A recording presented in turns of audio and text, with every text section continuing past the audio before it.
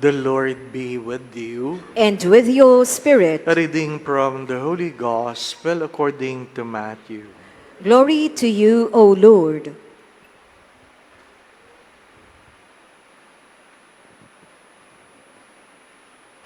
At that time, Jesus was led by the Spirit into the desert to be tempted by the devil. He fasted for 40 days and 40 nights, and afterwards he was hungry. The tempter approached and said to him, "If you are the Son of God, command that these stones become loaves of bread." He said in reply, "It is written, one does not live on bread alone, but on every word that comes forth from the mouth of God." Then the devil took him to the holy city and made him stand on the parapet of the temple and said to him, "If you are the Son of God, throw yourself down.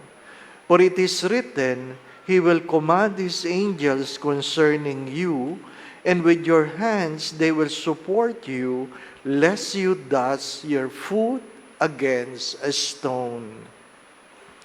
Jesus answered him, "Again it is written, you shall not put the Lord your God to test."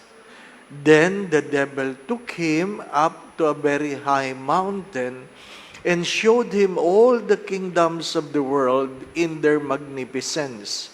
And he said to him, "All these I shall give to you, if you will prostrate yourself and worship me." At this, Jesus said to him, "Get away, Satan. It is written, the Lord your God shall you worship, and Him alone shall you serve." Then the devil left him, and behold, angels came and ministered to him.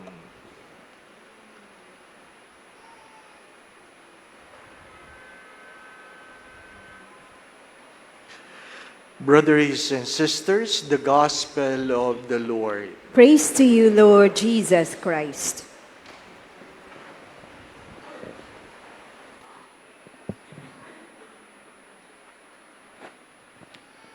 Every first Sunday of Lent, we hear the temptation of Christ. But what is sin? What is temptation? Sin begins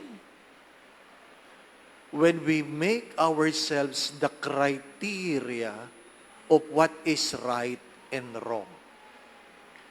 Sin begins when we make ourselves the criteria of what is right and wrong. And Satan would always trick us to do it. Trick us to do it. If you listen carefully to the first reading, the question was, are you really forbidden to eat the fruit of all the trees? Can you imagine? Of all the trees? And the woman said, only one. Then after that,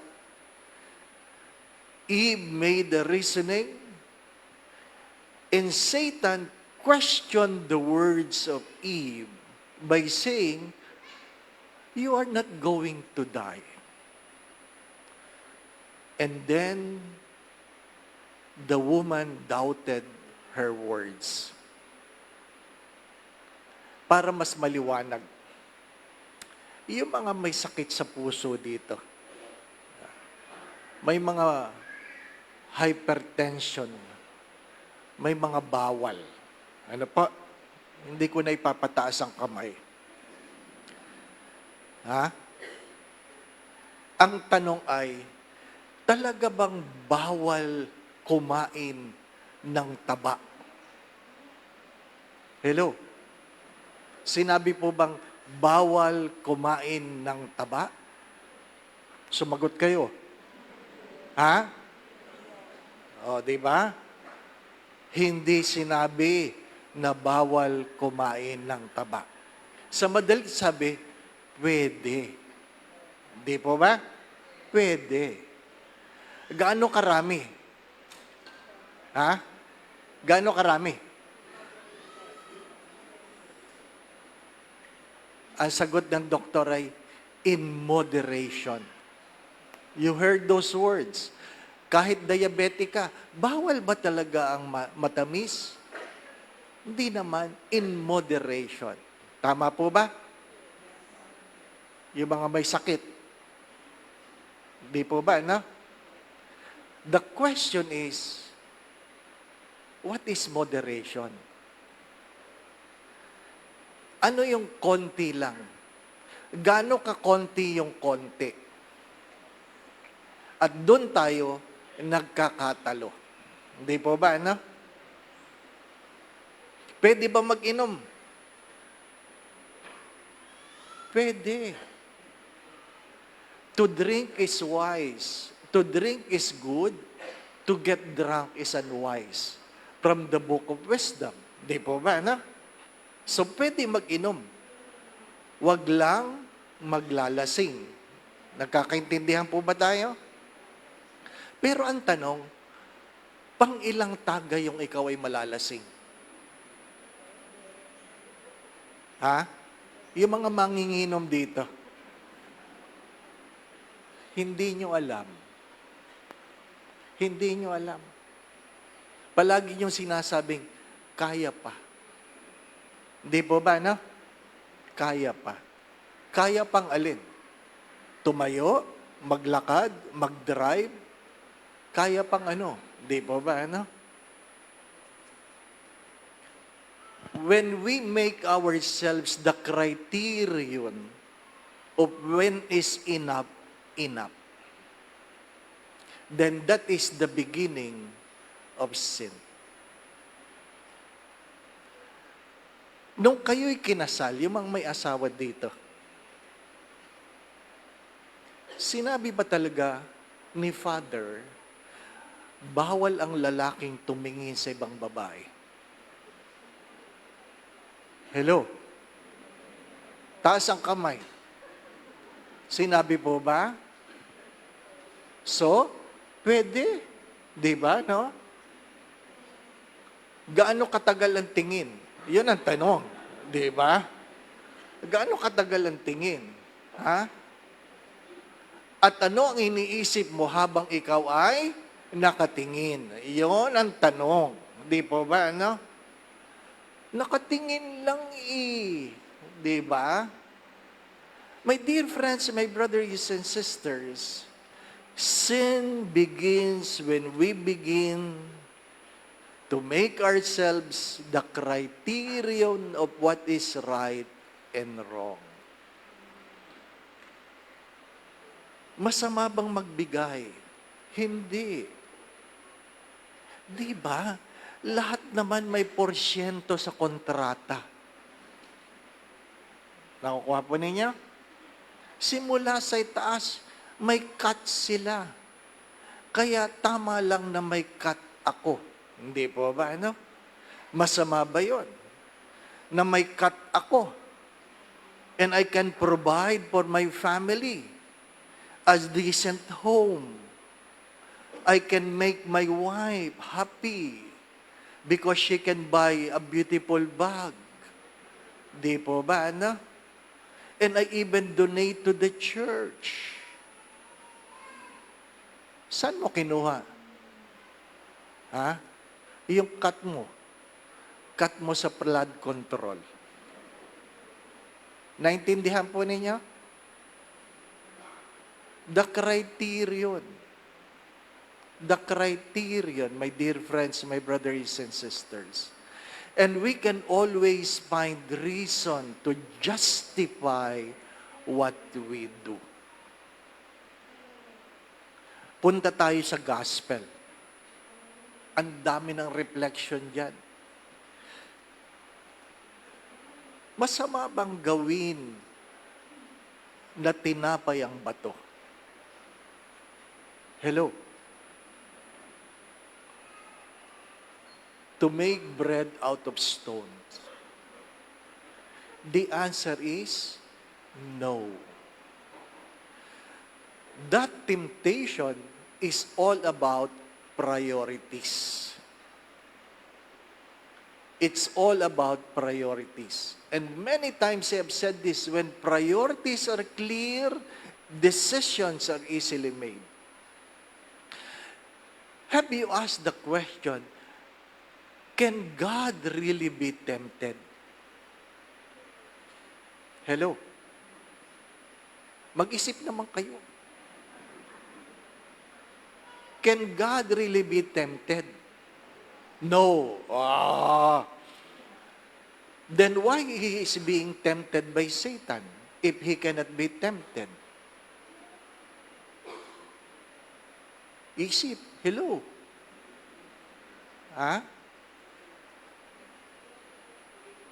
To understand that Jesus is fully human and fully divine. The divinity can never be tempted, but the humanity can.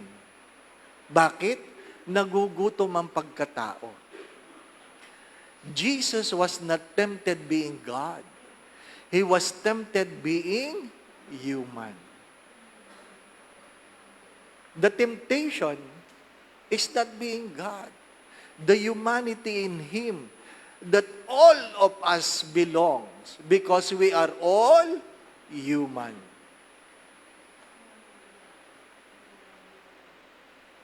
What is Jesus trying to say? Understand this. That at the end, in spite of the so many bread you have, you cannot eat. Can you understand that? Darating ang araw, kahit gaano kadami ang pagkain mo, hindi ka na makakakain. Huwag niyong antayin yun. Yung iba, dextrose na lang. Yung iba, NGT na lang. Di po ba, no? Austerize. Ang pinapakita ni Jesus, at the end, what is really more important is the Word of God. Kahit may pera ka, at kaya mong bumili ng pagkain, hindi ka na makakakain.